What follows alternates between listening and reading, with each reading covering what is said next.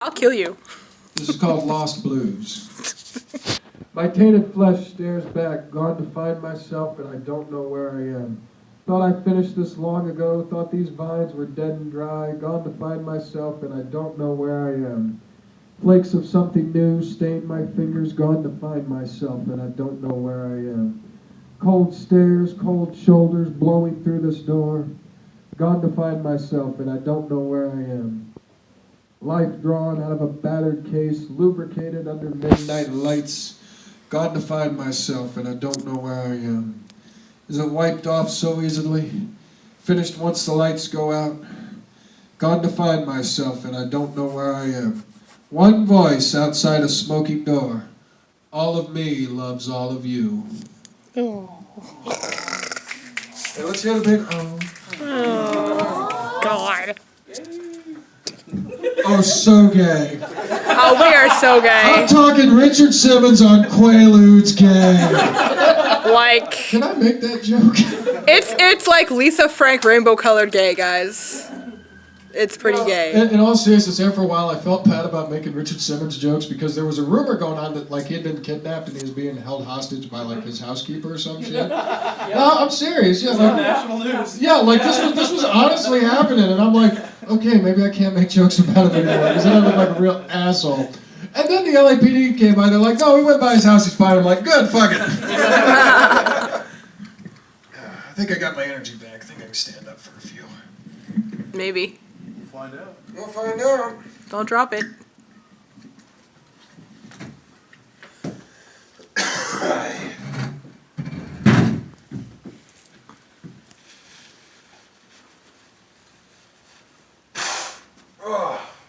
Honk. That sounded... Grunt unity. Fucking A, grunt unity, motherfucker. Once again, like one person in the crowd gets that joke. I was I like, still have that shirt. you still have you that seriously fucking have the okay. Now I gotta tell him because you mentioned the shirt. I mean, I'm okay, guys, right? You guys aren't bored or anything. I'm not being thrown off stage yet. I'm still cool. Mom, boss, am I being thrown off yet? Not yet. Cool. Okay. As I mentioned, I was a camp counselor, and Alex and I used to work at the same camp. We worked at Randsburg out in Bloomington. And out at Randsburg, you go to the trading post, and every area has a T-shirt. They have the aquatics T-shirts, and nature has a T-shirt. Well, nobody gave a fuck about handicraft. They didn't have a shirt. I gave a fuck about handicraft because they appreciated my music, so like nothing against them. But I worked in the quartermaster. I was the guy in charge of all the equipment in camp. Yeah, pitch tents. Well, in all fairness, I only pitched tents with certain members of the staff. Some of which I still have on my Christmas card mailer too, or maybe a scarlet mailer. Whoops. I'm just kidding. I didn't give them herpes. Anyway, my area, surprisingly, because I had a stereo out there, and I'd play records and shit, was surprisingly popular. And it was Matt Neal that did the shirts. Yep. We actually had official Randsburg Quartermaster T-shirts made. They were not authorized by the camp. I didn't give a fuck about that because the camp director was a stone cold prick. And like we only did what, like 20 of those fucking things? We didn't do that many. Quite a few of them had it. I would say they were It definitely. was the majority of the staff that actually bought it. Oh yeah. Well yeah. The staff were the ones who bought it. The kids. I wasn't gonna sell it to the kids because I made a Charlie Manson joke on the back of it. I did, and I was just being funny, and like the staff was cool with it, but like that's the last thing, like some 12-year-old kid just, hey, look what I brought back from camp. Oh, let me look at the back. Charles, but what the fuck kind of camp is that? Awesome one. I was gonna say, yeah, they got a new program this year. It's called Helter Skelter. We all take acid, listen to the Beatles, and think there's a race war. Oh my God. It sounds like it's going to be sanctioned by Trump, just with that.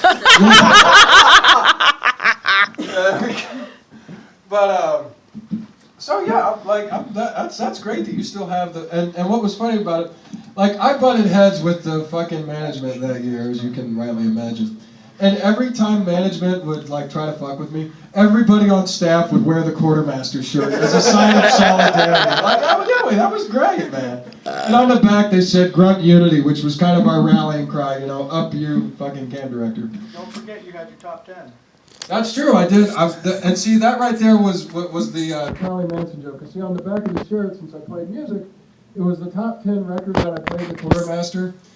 And I did put Charles Manson's album on the list, like just to be funny. Although I honestly played it. I honestly played it one time, and here's the funny thing. Because the rule was, as long as the lyrics don't offend the parents of a 12-year-old, play whatever the fuck you want.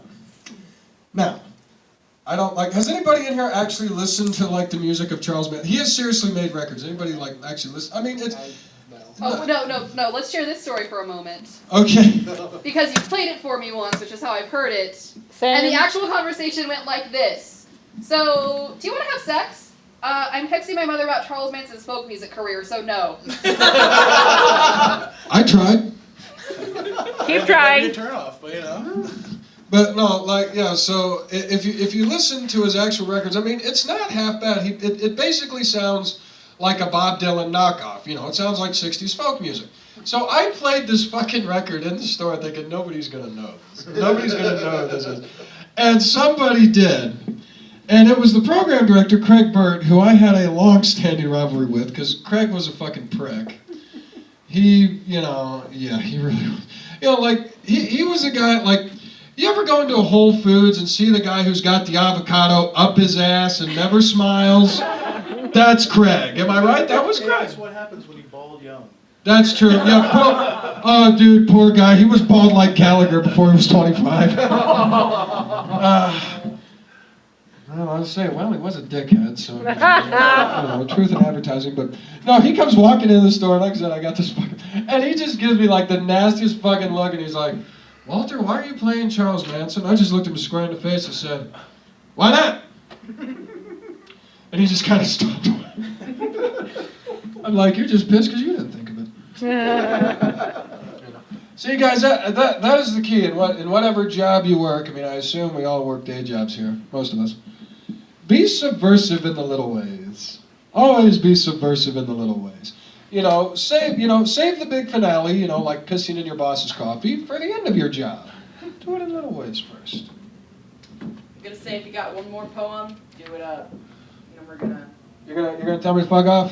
I'm not gonna tell you to fuck off, but I'm gonna gently kick your ass off the stage. All right. Ever so gently. Ever so gently. I'm gonna kick you All right. gently into the night. I'll tell you what. Can I do one original and can I end it with the fisting poem? Okay.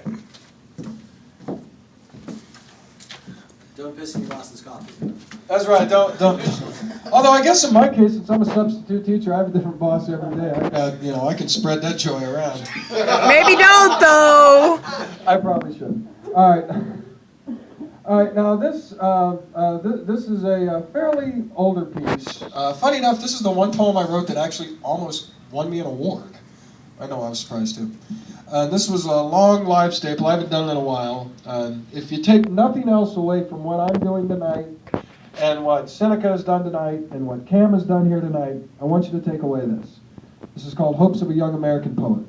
I want poetry to be reborn in this country. I want poetry out of the halls of academia and back on the streets. I want it dripping not just from the tongues of professors, but from the tongues of people. Ordinary people, unusual people, young people, old people, and the middle people. I want it scribbled not just in notebooks, but in public bathroom stalls, carved into the sides of park benches, spray painted on back alley walls. I want people spitting not just old verse that they remember from oh so long ago, but new verse, coming alive from new poets, famous poets, underground poets. I want people spitting their own verse. I want to see 1,000 open mic nights in 1,000 different cities, first-timers, new-timers, long-timers, standing up and sharing poetry with the zeal and lust of hellfire preachers and angry rioters. I want poetry to be alive and dangerous again. Woo! And so it shall be. All right, and then, by request, I will end it with the fisting poem. Woo! Which, hey, Riley, you've seen me perform the fisting poem, haven't you? Yeah, 'cause you were there at that Quake show. Yeah. That was a great show, man. People. It was a really good show. Oh, people were all kinds of freaked the fuck out.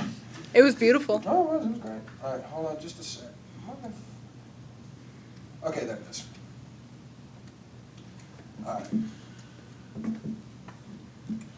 This is my last piece, and this is a cover. This is written by Mr. Stephen Mills. He's another poet you should check out. He's a native Hoosier. He's also one of the greatest queer poets in America today. Check his shit out. Support him. He kicks ass. This is from his first book.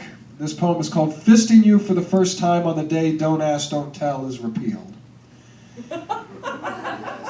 Oh, yeah. You asked me to do it. Buy the Crisco yourself. Small tub, non-butter flavored. You come home to me in bed, willingly nervous. I tell you I will do my best to forge this new intimacy. You can't go back once you've had your whole fist inside someone.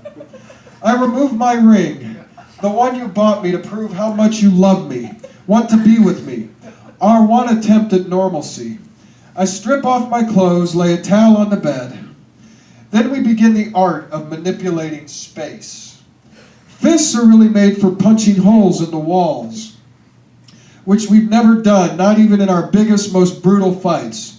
Though there is that dent in the wall by the bed from the night you pounded it so hard because the bear who lives next door was having one of his Mamma Mia sing-alongs at 3 o'clock in the morning. But I don't even think you used your fist to make that dent. Probably just the palm of your hand, which I've used to slap you. Punching seems so serious. Yes, fists are made for punching other boys in the face, stomach, arm. But even these fists we've avoided, both never being an actual fight with grunts, blows, and blood. Boys will be boys. It seems as if our fists were meant for a greater purpose, a more challenging one, the gentle stretching of a lover. We are not the same as boys who knock holes into walls and faces, boys who can't control their obsession with everything ending in destruction. This is about connecting my body to yours. Halfway in, I ask how it feels. Your eyes tell me you're hungry for the adventure of it. For the story we will share with friends over brunch or drinks. And we will laugh, smile, hold each other's hands as we tell it. I keep going, pushing against everything your body has to give. A tightness more powerful than any boy's fists ever thought about being. It is the last bit that's the hardest. Or so they say on websites with men in black leather and swings hanging from the bedroom ceilings. It's the last move inward that is both terrifying and satisfying. Everything warm and beating. Everything hinging on my fingers, being able to bend down, scoop in, form a fist inside you, like a child that you will never carry. Thank you very much. I've been Cher Guevara. This has been the longest fucking time I've ever done. I'll be back again as soon as I don't get kicked out.